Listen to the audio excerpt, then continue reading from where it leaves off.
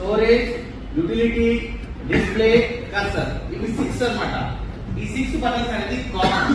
ప్రతి దానికి ఒక్కొక్క మీనింగ్ ఉంటుంది. మనం ఫస్ట్ ఆసిలోస్కోప్ సెటప్ చేసుకోవాలంటే ఫస్ట్ మనం వెళ్ళేది ఆప్షన్ యూటిలిటీ.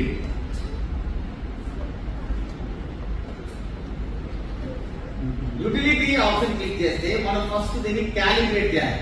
క్యాలిబ్రేషన్ ఎందుకు చేయాలంటే మనం కొన్నప్పుడు దీని లాంగ్వేజెస్ మళ్ళీ సెట్టింగ్స్ అన్ని వేరే వేరేగా ఉంటాయి. బై డిఫాల్ట్ గా చైనీస్ లో ఉంటాయి. సో మనం ఏం చేయాలి, దీన్ని క్యాలిబ్రేట్ చేయాలి. క్యాలిబ్రేట్ చేసినప్పుడు ఏంటంటే ఫస్ట్ దీంట్లో చూడండి, నార్మల్, రియల్ టైం, ఫాస్ట్ ఎక్వర్. ఈ నార్మల్ మీద క్లిక్ చేయండి. దీంట్లో పీక్, హై, యావరేజ్. ఎప్పుడు ఇది యావరేజ్ లో పెట్టాలి.